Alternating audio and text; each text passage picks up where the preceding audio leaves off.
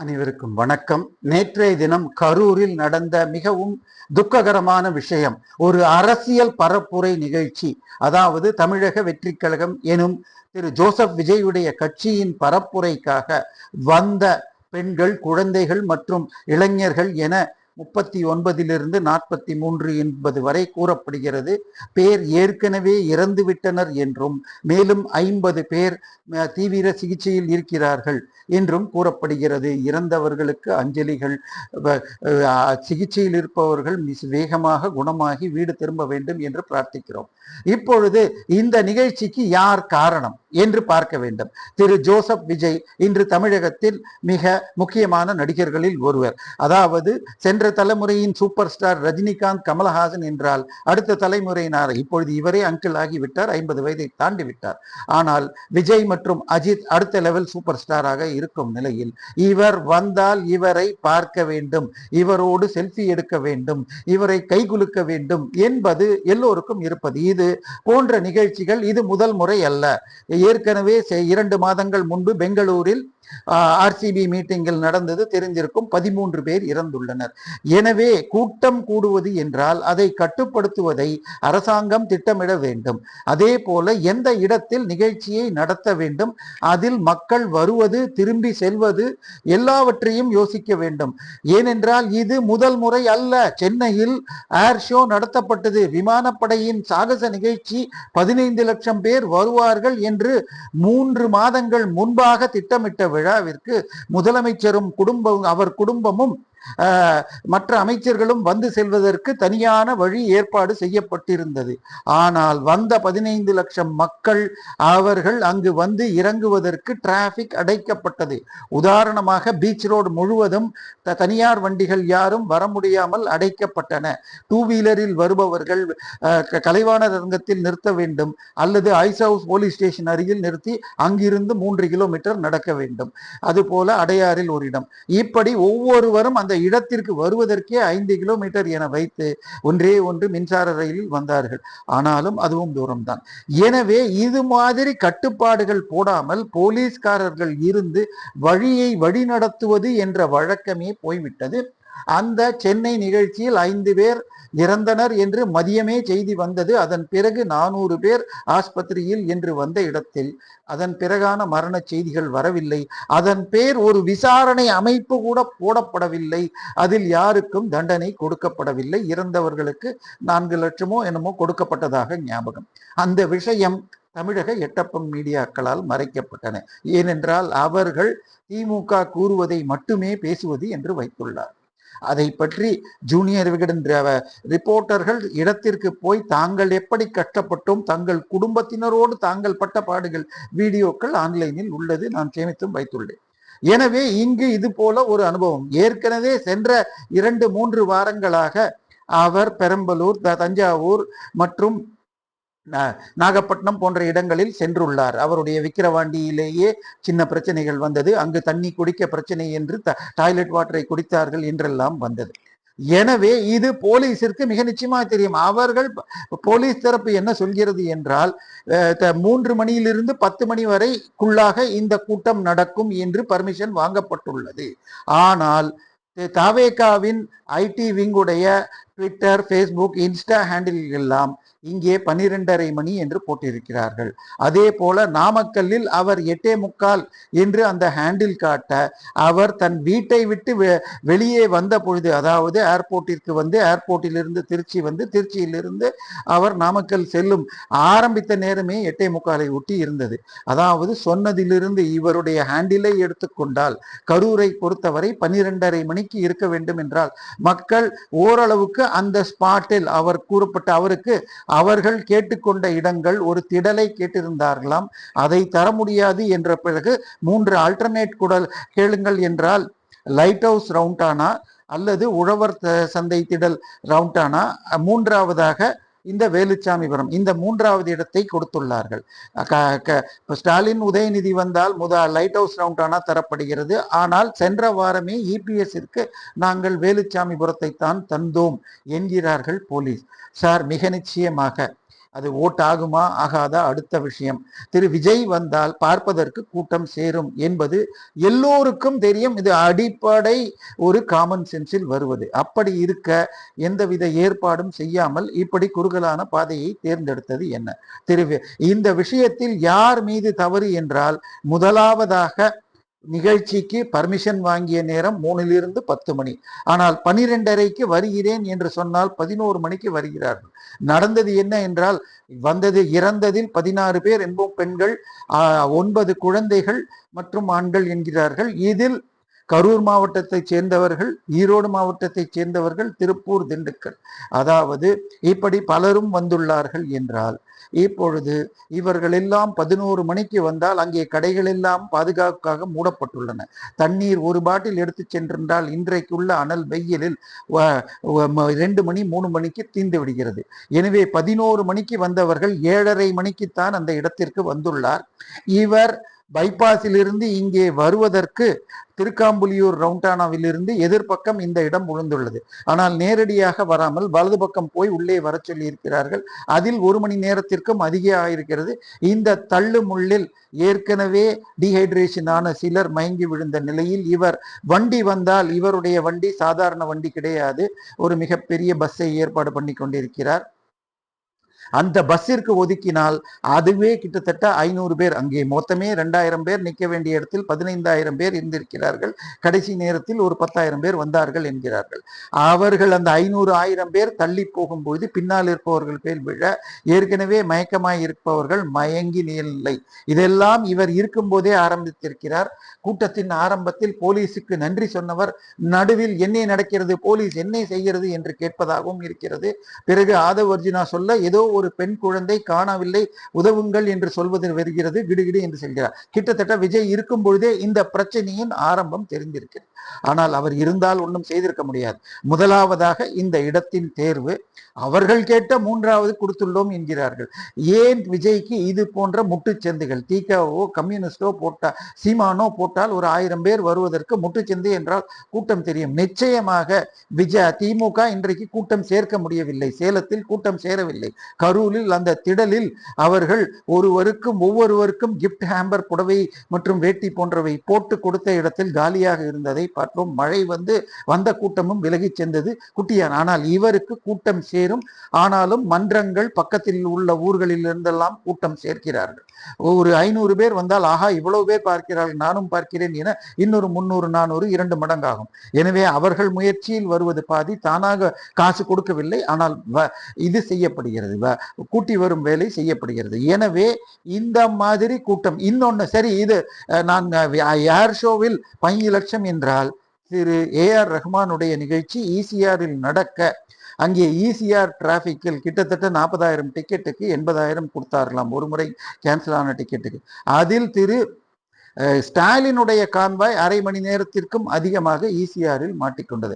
அதிலும் எந்த விசாரணையும் வைக்கப்படவில்லை, யாருக்கும் தண்டனை கொடுக்கப்படவில்லை. எனவே போலீஸுக்கு தன்னுடைய வேலையை செய்வதிலேயே சுணக்கம் ஏற்படுகிறதா அல்லது செய்ய விடாமல் அழுத்தம் ஏற்படுகிறதா? ஏன் இது போன்ற ஒரு முக்கியமான நபருக்கு, விஜய்க்கு, இந்த 3வது இடத்தை கொடுத்தார்கள்? இது பகலமான இடம் என்றெல்லாம் இன்றைக்கு சால்ஜாப்பு கூறப்படுகிறது.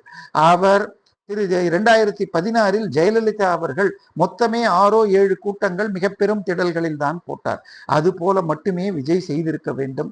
ஆனால் இவ்வாறு நடந்துள்ளது. அடுத்ததாக இந்த இன்னொரு தியரியும் கூறப்படுகிறது. அதை நமக்கு நம்புவதற்கும் கஷ்டமாக இருக்கிறது.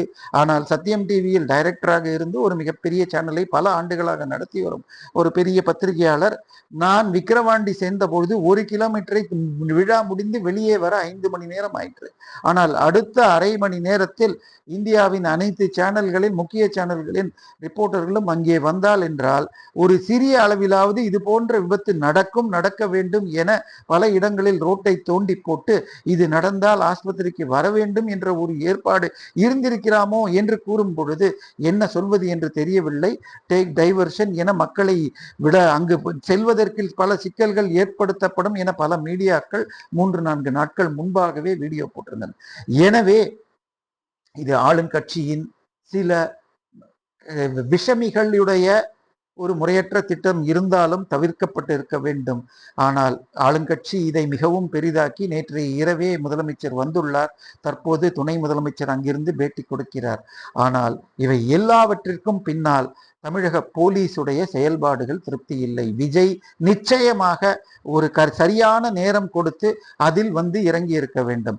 அதாவது 95க்கு முன்பால் என்றால் ஒரு கூட்டம் அறிவிக்கப்பட்டால் அவர்கள் சாயந்தரம் வருகிறேன் என்றால் காலையில் தான் வருவார்கள். உதாரணமாக நான் என் வாழ்வில் 3 கூட்டங்கள் தான் அட்டன் பண்ணியுள்ளேன். இவை எல்லாம் கல்லூரி காலங்களில் 84 தேர்தலில் ஒரு கூட்டம் திரு கருணாநிதி அவர்கள் கிருஷ்ணகிரிக்கு வந்திருந்தார். நான் காலை 5:30 மணிக்கு டீ சாப்பிடுவதற்கு போனால் அன்றைக்கு Chennai bus stand Madras road அந்த பக்கத்தில் இருந்த ஆனந்த் தியேட்டர் எதிரில் உள்ள திடலில் அவர் மாலை 7 மணிக்கு வருவதற்கு காலை 5:30 மணிக்கு வந்திருந்தார். அதே போல நான் தங்கியிருந்த இடத்திலேயே பெங்களூர் ரோடில் சிவாஜி கணேசன் வந்தார். இவை இரண்டுமே சொன்ன நேரத்திலிருந்து பல மணி நேரங்கள் தாமதமாக.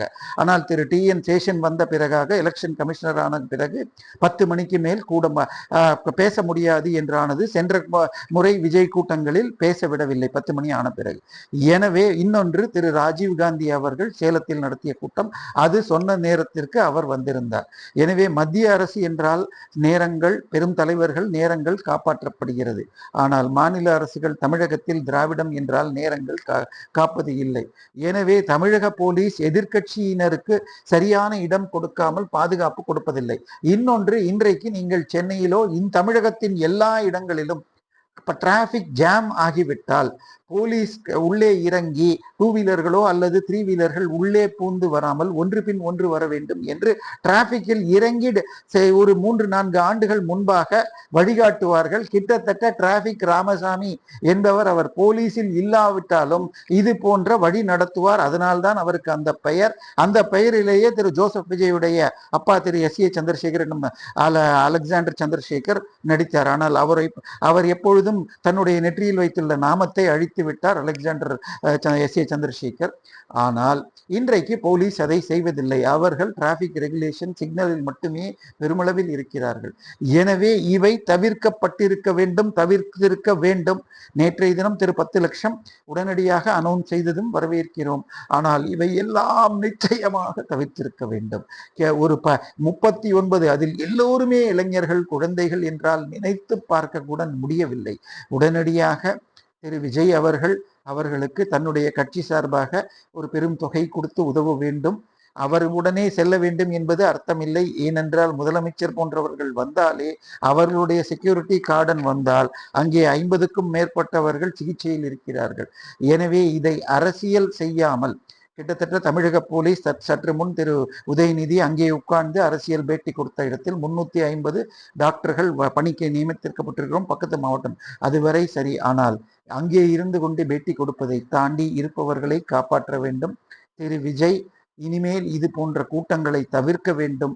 அவர் காங்கிரசிற்கு பேச்சுவார்த்தையில் இருப்பதாகவும், காங்கிரஸ் 90 கேட்பதால் இவர் 70 என்று நிற்பதால் நீங்கள் கூட்டம் கூட்டி உங்களுடைய பலத்தை நிரூபியுங்கள் என்று காங்கிரஸில் இவரோடு பேசிக் கொண்டிருப்பவர்கள் கொடுத்த அட்வைஸினால் நவம்பரில் செல்வதாக இருந்தது. இவர் முன்தள்ளி இது போன்ற கூட்டம் செய்வதாக கூறப்படுகிறது.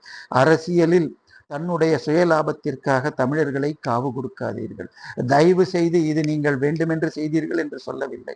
நீங்கள் வந்தால் இப்படி நடக்கும் என்று தெரியும். நீங்கள் தேவைப்பட்டால் அனௌன்ஸ் செய்யாமல் செய்கிறீர்கள். ஆனால் ஏற்கனவே அப்பொழுது அதிமுகவோடு பேசிக் கொண்டிருக்கும் பொழுது மதுரை வருகிறேன் என்று அறிவித்து விட்டு போனீர்கள். எனவே நீங்கள் உங்களுடைய பலம் தெரிந்தவர். அதை தெரிந்து சரியாக தமிழர் மக்களை காப்பாற்றுவதாக இருக்க வேண்டும். திமுக பேசும் அதே பாசிச நச்சு பொய்களை, தமிழர் விரோத நீட் எதிர்ப்பு, மும்மொழி கொள்கை எதிர்ப்பு, மும்மொழி பள்ளிக்கூடம் ஜோசப் வித்யாசம் நடத்தி கொண்டே எதிர்க்கும் போன்ற கீழ்த்தரமான வேலைகள், ஊழல் செய்து கார் வாங்கிவிட்டு வரி கட்டாமல் இருப்பது, வரும் வருமானத்தை குறைத்து காட்டுவது, இது போன்ற விஷயங்களை நீங்கள் ஏற்கனவே செய்து வழக்குகள் நடந்துள்ளது. எனவே நீங்கள் உங்களை மாற்று சிந்தனை என்றால் தமிழர்களுக்காக பாடுபடுவராக இருக்க வேண்டும். நேற்றைக்கு எழுத்து கொடுத்த பேப்பரை நாமக்கல்லில் நீங்கள் படித்த அழகு உங்களுக்கு தமிழ் படிக்கும் வேகம் என்ன என்பது தெரிகிறது. எனவே இவையெல்லாம் மக்கள் உங்களிடம் எதிர்பார்க்கிறார்கள். உங்கள் பின்னால் மிக பெரிய அளவில் மத நிறுவனங்கள் இருக்கின்றன. நீங்கள் பேசுவதை பல்வேறு சிறு பெரிய சர்ச்சுகளில் ஆன்லைனில் LED ஸ்கிரீன் போட்டு காட்டுகிறார்கள் என்கிறார்கள். எனவே இப்படியெல்லாம் உங்களுக்காக இவ்வளவு பேர் இருக்கும்போது தமிழர் பாதுகாப்பிற்காக செய்யுங்கள். அதை விட்டு என் பலத்தை நான் காட்டுகிறேன் என்பதாக இப்படி ஒரு அரைவேக்குத்தனமாக கூட்டமும், அதை தாண்டி TVK உடைய ட்விட்டர், இன்ஸ்டா, ஃபேஸ்புக் ஹேண்டில்களில் காலையில் 8:45 என நாமக்கல்லிலும், இங்கே 3 மணிக்கிலிருந்து 10 மணி என்று போலீஸ் பர்மிஷன் கரூரில் வாங்கப்பட்ட பொழுது 12:30 என்று போட்டு, நீங்கள் அங்கே வந்த நேரம் 7:30, 11 மணிக்கு வந்து 6:30 மணி நேரம் ஒரு பாட்டில் தண்ணியோடு குடிப்பதற்கு பக்கத்தில் கடைகள் கிடையாது, வாங்குவதற்கு கடைகள் இருந்தாலும் அவர்கள் சாதாரணமாக 100 பாட்டில் வைத்திருந்தால் நான் ஒரு பாட்டில் வைத்திருக்கலாம். 15,000 பேர் 2-3 பாட்டில் காலி செய்தால் 60,000 பாட்டில்களுக்கு அதிகமாக இருக்கும். எனவே தயவு செய்து தமிழரை நோக்கி சிந்தியுங்கள், உங்கள் அரசியலை நோக்கி சிந்திக்காதீர்கள். இன்று வரை உங்களுடைய சினிமா ரிலீஸிற்காக பல விஷயங்களை செய்துள்ளீர்கள். ஒரு படம் தடைபட்ட பொழுது நடு ரோட்டில் நின்று பல மணி நேரம் காரில் வெயிட் செய்து ஜெயலலிதாவை சந்தித்தீர்கள். கொரோனா காலகட்டத்தில் என்னுடைய படம் வெளிவர வேண்டும் என்பதற்காக 50% ஃபில்லப்பிங் என்பதை உங்கள் படத்திற்காகத்தான் முதலில் இந்த திமுக ஆட்சியும் கொடுத்தது. எனவே நீங்கள் உங்கள் லாபம் என்றால் பார்க்கும் விதம் வேற. ஆனால் மக்கள் கூடுவது சரியான நேரம் கூறி சரியான காலம் காப்பாற்றியிருக்க வேண்டும். போலீஸ் சரியான இடங்களை கொடுத்து செக்யூரிட்டி வைக்க வேண்டும் சார். ஒரு கோயில்ல திருவிழானாலே சின்ன சின்ன தடுப்பு போட்டு மக்களை போவதற்கு கியூவிற்கெல்லாம் செய்து முண்டியடிக்க முடியாது செய்யும் பொழுது கிட்டத்தட்ட அவரை சுற்றி ஒரு தடுப்பை போட்டு அது போல செய்திருக்க வேண்டும். இனிமேலாவது அப்படி செய்யுங்கள். தயவு செய்து இது போன்ற 4 முனை தெருக்கூட்டங்களை திரு விஜய் போன்ற பாப்புலரான ஆட்களை செய்யாதீர்கள். திரு MGR, திரு விஜயகாந்த் போன்ற பலர் இதை விட அதிகமாக பிரச்சாரம் செய்துள்ளார்கள். இது நிச்சயமாக தவிர்த்திருக்க வேண்டும். இது இறந்தவர்களுக்கு அஞ்சலி. இது போன்று இன்னொன்று நடக்கக்கூடாது. சிகிச்சையில் இருப்பவர்கள் குணமடைய வேண்டும். நன்றி, வணக்கம்.